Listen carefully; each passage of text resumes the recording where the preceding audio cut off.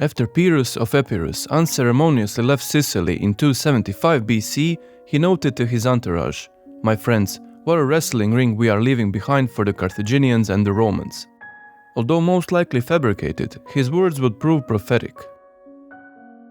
The Phoenicians were an ancient Semitic maritime empire located in the southern Levant on the eastern shores of the Mediterranean.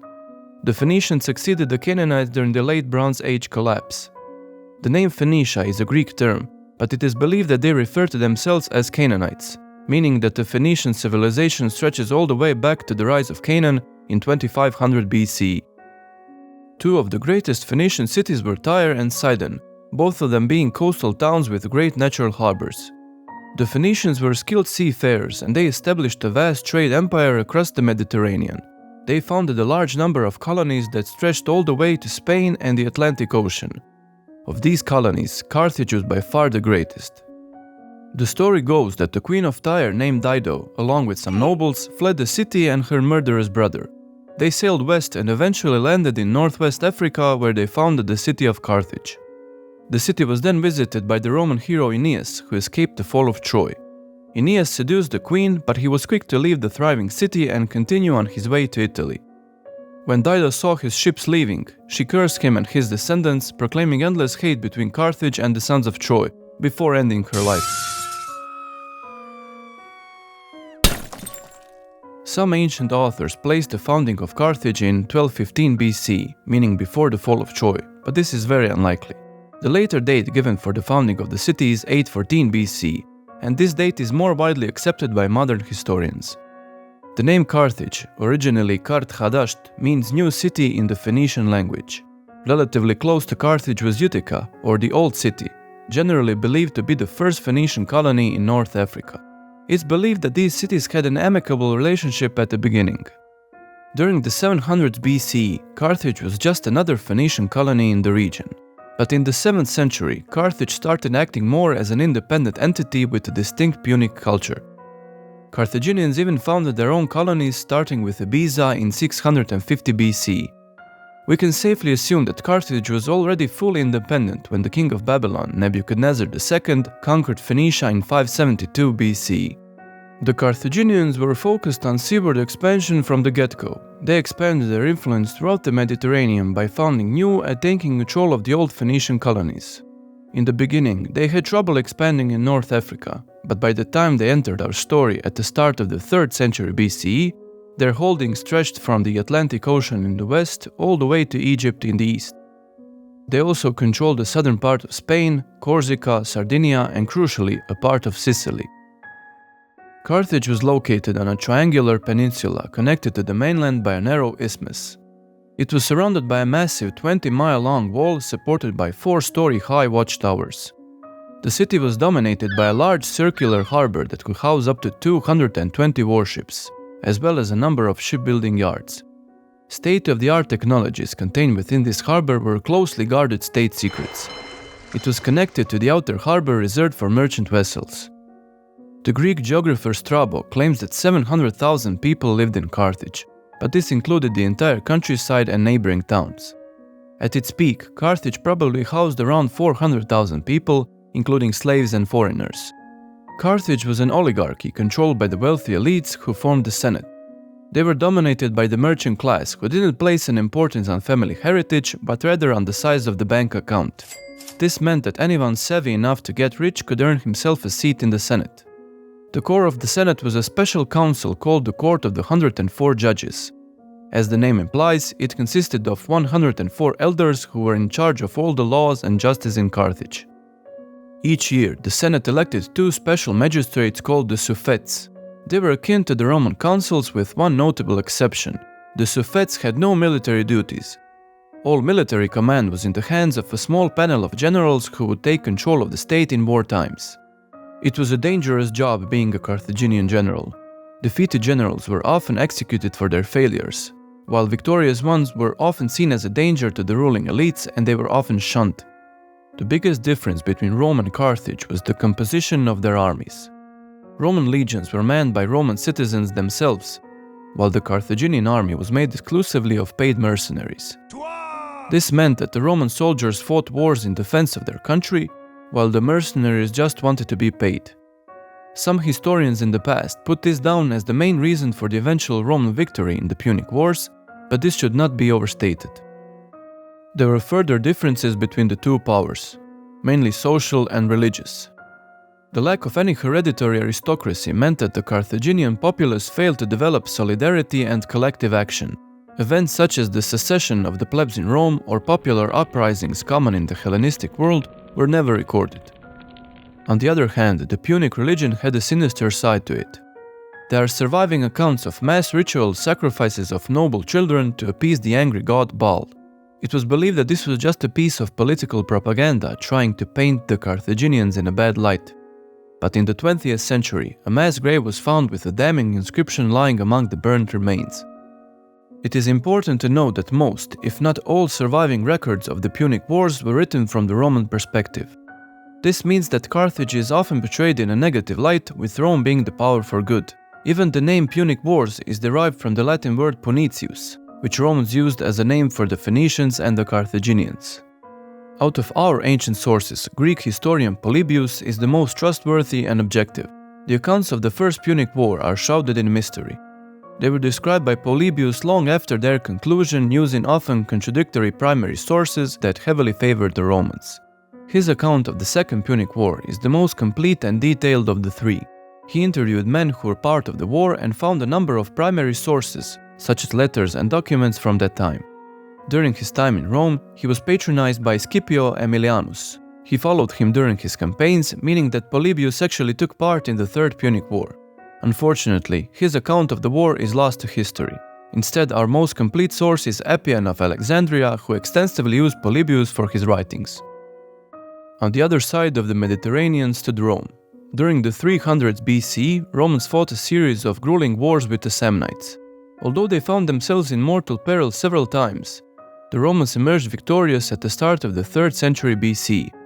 During this time, they grew from a chief city in Latium to a dominating power in Italy. These expansions brought them into contact with the Greek colonies in Magna Graecia. A capable Greek commander, Pyrrhus of Epirus, sailed from mainland Greece to aid the colonies against the Romans. After some difficulties, Pyrrhus was defeated and the Romans expanded their influence over the whole of southern Italy. Following this victory, the Romans were finally recognized as a major power on the international stage. After consolidating their influence in the newly acquired territories, they were again on the lookout for new conquests. An opportunity arose when Picentes, a small tribe just north of Roman borders, rebelled against unwanted incursions from the legions. Thus the Picentine War started in 269 BC. They were a small tribe and never stood a chance against Rome. A consular army was raised, and after a single decisive battle, the Picentes were crushed and had to sue for peace. Their territory was annexed and eventually Romanized. In 265 BC, a slave revolt erupted in Etruscan town Volsini. The ruling elites asked Rome for help and a consul was sent with his army. He tried to take the city by storm, but he was killed in the attempt. The next year, the town was taken by siege and the leaders of the revolt were executed. It's believed that the prisoners from Volsini were a part of the first ever gladiatorial battles in Rome in 264 BC.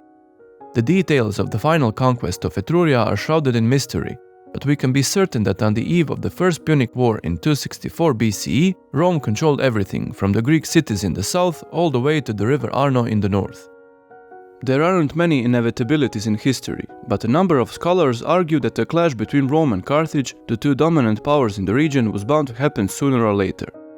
We should now look towards Sicily and the spark that would engulf the Mediterranean in a series of conflicts lasting over a century. Agathocles of Syracuse was a tyrant ruling over a powerful Greek colony in Sicily. He came to power in 317 BCE when he took the city with an army of mercenaries. He would go on to rule uncontested until his death in 289 BC.